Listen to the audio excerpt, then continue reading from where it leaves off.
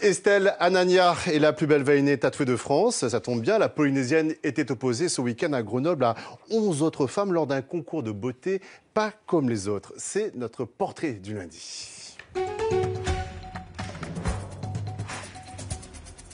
Ink Girl France, c'est le premier concours national pour élire la plus belle femme tatouée de France. Estelle Anania, dont la quasi-totalité du corps est tatouée, était venue spécialement de Tahiti pour défendre les couleurs et les dessins du Fénois.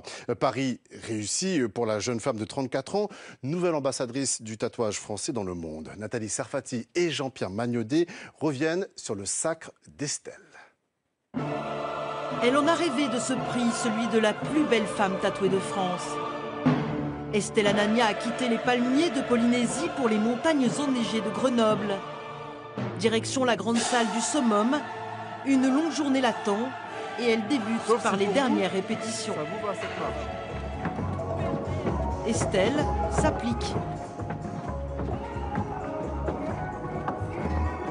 Je suis prête à représenter la Polynésie et ce soir il y aura plein de Polynésiens qui viendront me suivre.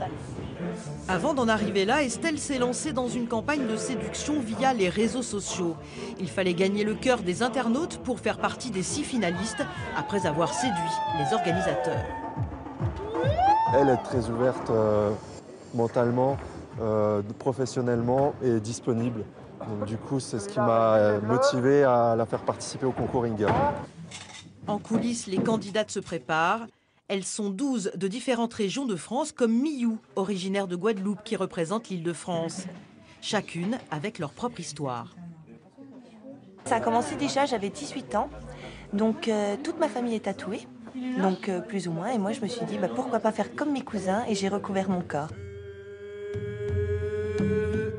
Estelle est tatouée sur 90% de son corps.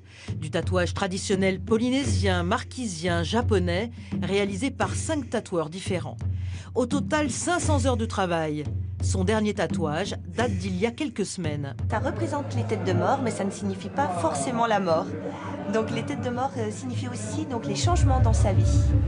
Premier supporter d'Estelle, son père. Il habite en Franche-Comté et il est venu spécialement pour sa fille. C'est un moment émouvant et grandiose pour nous, surtout pour moi et pour sa mère.